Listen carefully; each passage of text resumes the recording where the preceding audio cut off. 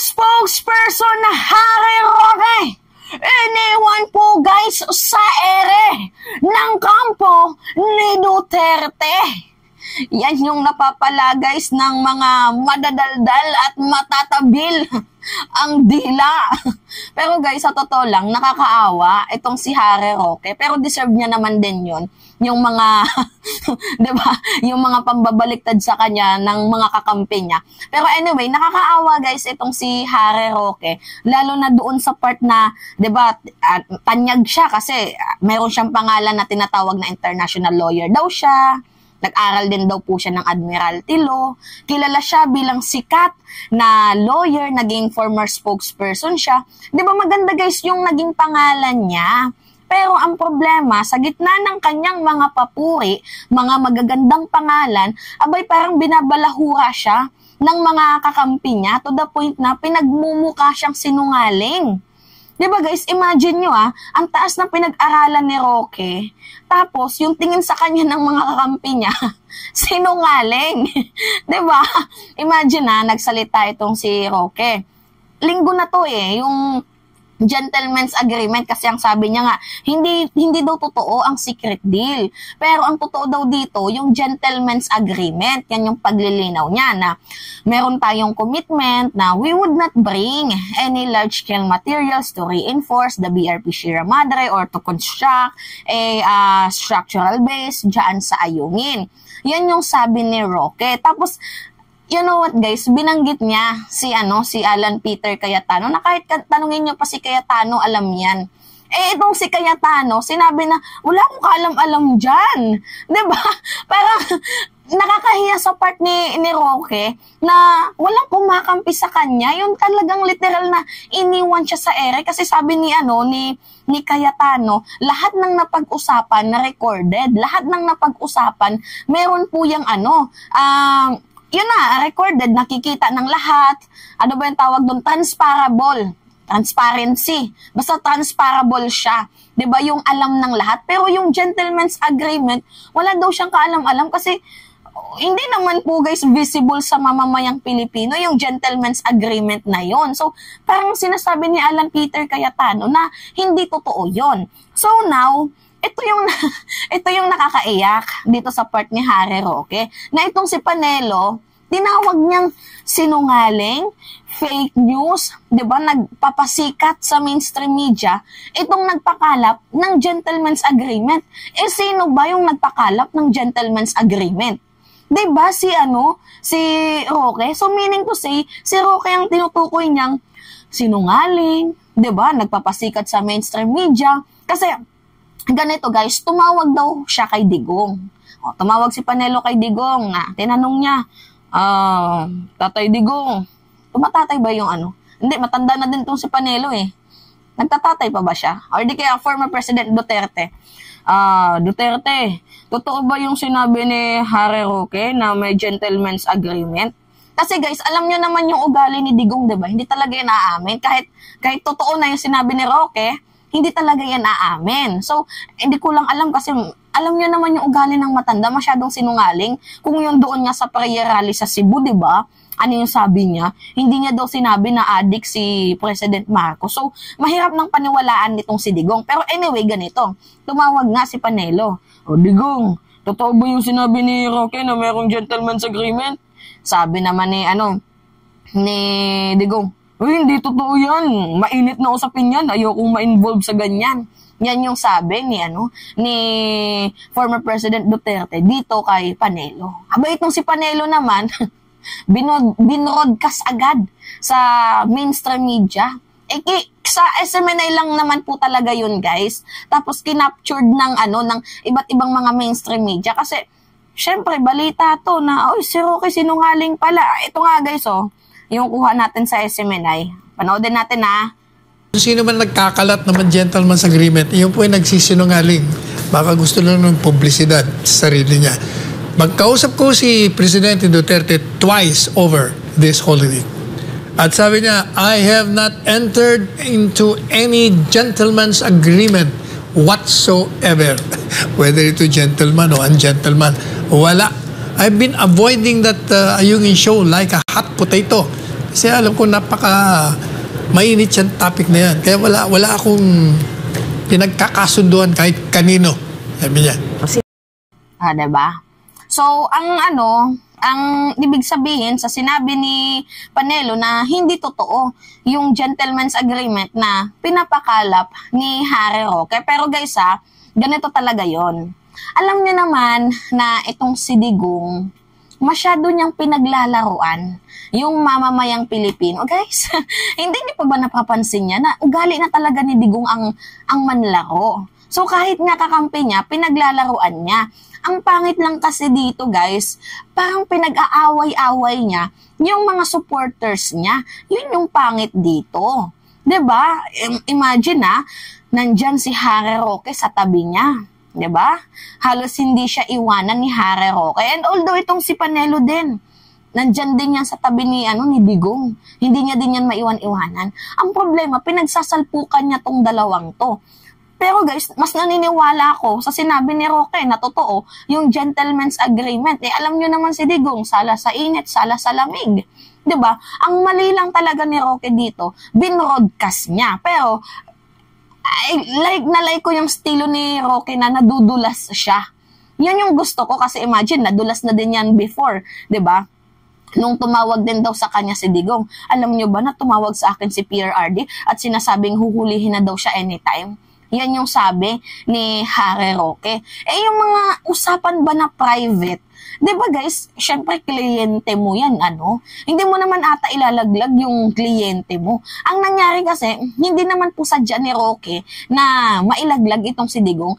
Ang mali niya lang talaga, binroadcast niya. Di ba na itong si former President Duterte tumawag sa akin na natatakot daw na baka anytime huhulihin siya. Di ba yung mga ganyang usapan, private yan. Lalo pat sikat itong si Digong na matapang kuno, may pinaglalaban, di ba? Walang inuurungan, walang inaatrasan. Ang naging mukha guys ni former President Duterte, parang nabahag yung kanyang buntot, parang natatakot sa ICC. O asaan yung mukhang matapang doon? So ngayon, itong si Panelo, nilinis naman ang kalat na ginawa ni Roque. To the point na sinabi niya nga guys na, hindi, fake news yan. Si Roque, may video tayo niyan guys. Tingnan niya, tinawag niyang sinungaling si Roque. Pinaaresto na raw si dating Pangulong Rodrigo Duterte ayon sa kanyang dating tagapagsalita na si Harry Roque. Pero fake news daw yan, sabi naman ng isa pang dating spokesperson na si Salvador Panelo. Diba? Ano ba talaga? Alamin sa report ni Maricel Halili.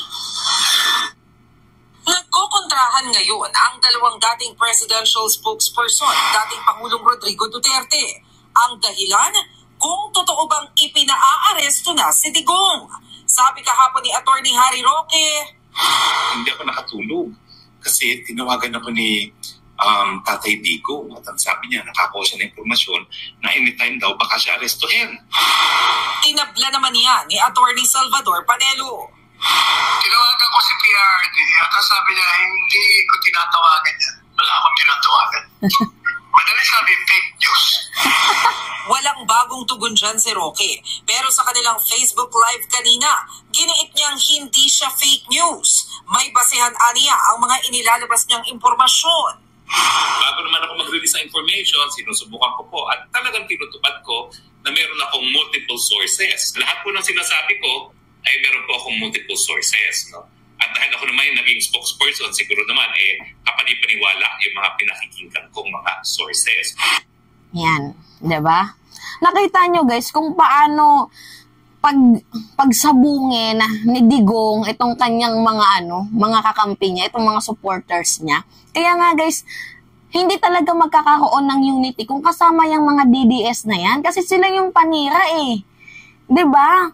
Buti pa yung kakamping, buti pa yung mga dilawan, buti pa yung mga loyalista, nagkakasundo sa isang layunin. Ito nga guys yung hindi ko inaasahang pangyayari. 'Di ba? Isipin nyo, ito kasing kampo ni Duterte, sa totoo lang guys, mahilig sila sa demolition job. Mahilig sila sa mga sira-siraan. 'Di ba? Kaya nga noon, ginuruguro nga nila itong si Leni Robredo, 'di ba? Kaya pumangit ang image ni former Vice President Leni Robredo dahil sa mga yan. as well as yung image ni De Lima, yung image ni Trillanes, lahat yan pumangit nang dahil sa kanila. Diba? Ito kasi ng ating Marcos administration, hindi po tinotolerate yung mga paninira. Bagkus siya pa nga ang sinisiraan pero hindi siya nagpapa-apekto. Wala siyang backlash pag siniraan siya. Hindi naman nagre-react ang Pangulo, patuloy lang siya sa kanyang ginagawa. Itong mga kampo ni Digong, makagawa lang issue, makagawa lang ng fake news, masira lang nila yung image ng target nila, talagang okay na okay sila. Tapos tingnan nyo ngayon guys, sila na mismo ang nagsisiraan. Pansin nyo? Diba? So ngayon, wala. Ang ganito talaga ang buhay, guys. Weather lang. Para kay Harry Roque, ito lang yung masakit. Kasi si Harry Roque, once na nasabihang fake news, naulit pa. Pangalawa, fake news ulit. So, okay, mag-isip-isip ka na ng susuportahan mo. Mukhang nasa maling ka na. Maling circle ka na instead, diba, sana pahalagahan ka nila. Tingnan mo, tinatawag ka pang sinungaling. Hindi natin alam. Baka itong si Harry Roque, it's either nagto-Trojan horse na, we do not know, diba? Supporters de Digong, pero guys, napapansin ko, si Harry Roque din kasi yung isa sa mga taong naglalaglag dito kay Digong. Yung, kunyari, supporters ko no siya, pero ang nangyayari, siya yung yung spoiler, diba?